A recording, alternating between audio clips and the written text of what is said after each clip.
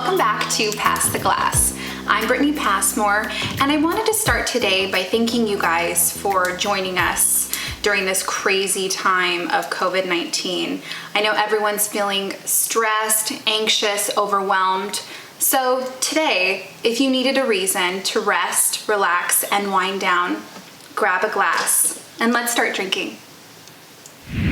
So in today's episode, we're going to talk about AVAs, we're going to talk about sulfites, I'm going to show you how to open up a bottle of champagne, and then I'm also going to let you guys in on some of my favorite liquid matte lipsticks that don't transfer onto the glass.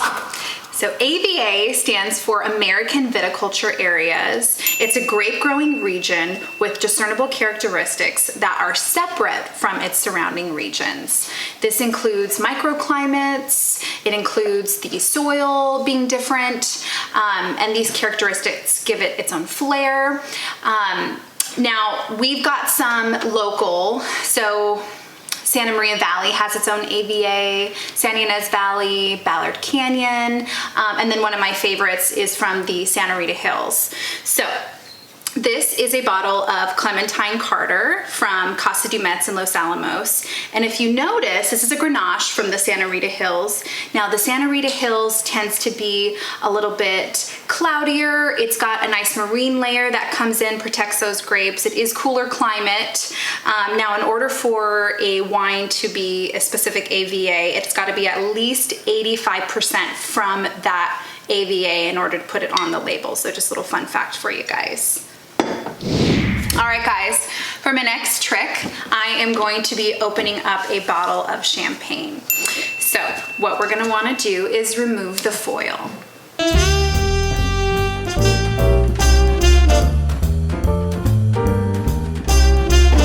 And then keeping our thumb on top of the cork, we are going to loosen the cage.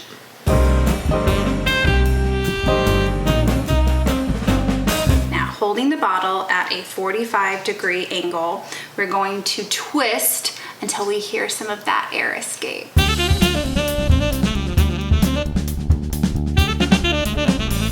All right, now we're gonna pour it into a flute, best suited for champagne. Make sure the bubbles don't spill over. And as always, champagne is always the answer. Cheers. So there is a lot of misconception regarding my next topic, sulfites.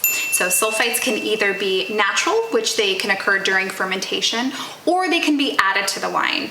And they're basically there to help preserve the wine, help to slow down oxidation, and help to stop bacteria from growing and running rampant in that bottle of wine. So if your wine has more than 10 parts per million, 10 ppm, it has to have, it contains sulfite on the bottle. Now, just for reference, soda can have up to 350 parts per million, which actually happens to be the maximum amount you can have in a bottle of wine. The FDA says that less than 1% of the population is actually allergic to sulfites, and 5% of that 1% actually being asthmatics. So if you're looking next time for a wine that is lower in sulfites, red wines compared to white wines have a lower sulfite count. Also, dry wines compared to sweet wines also have a lower sulfite count. Hope that helps. So this next segment is so fun. I got this question a lot when I was working at the tasting room, and I'm always wearing a fun lip color, and especially if you're wine tasting, that lip color can transfer to the glass. So in this next segment, I thought I would talk about some of my favorite liquid lipsticks that stay on through the entire tasting process. So the first one is the one I'm wearing now. It is called Tartiest Lip Paint in the color XOXO, nice red. And I'll take a sip here so you can see. Does not transfer at all. Now, the great thing about makeup that doesn't transfer when you are tasting is that you can taste without having to smell that makeup.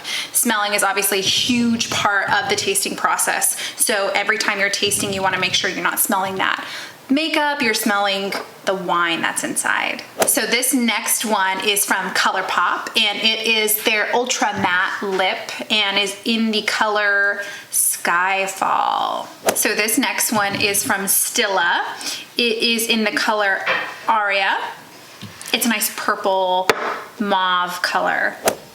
So before I leave you guys today, I wanted to talk a little bit more about that headache that you might be getting during wine tasting. Now, most places do a standard 1 ounce pour for a tasting. Most tasting flights have either 5 to 7 tastings to showcase their full menu.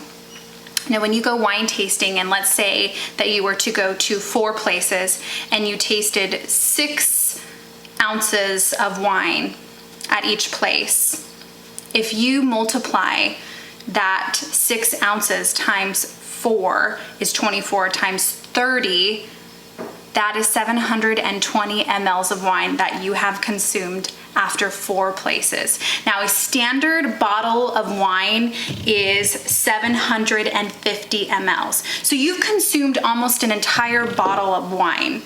That's where that headache's coming in. That's where that dehydration is coming in. So experts recommend that you have at least an 8 ounce glass of water after every place that you visit. So that is after a standard glass of wine. So anywhere from 5 to 6 ounces of wine, have that 8 ounce of glass of water. Thank you guys so much for watching this video. I hope you took something away from the video, maybe learned something new today. And if anything, I hope you guys were able to sit down, relax, rest, and enjoy a glass of wine. I hope to see you guys again soon. And if you do have any questions, comments, please leave it down below. Cheers, guys.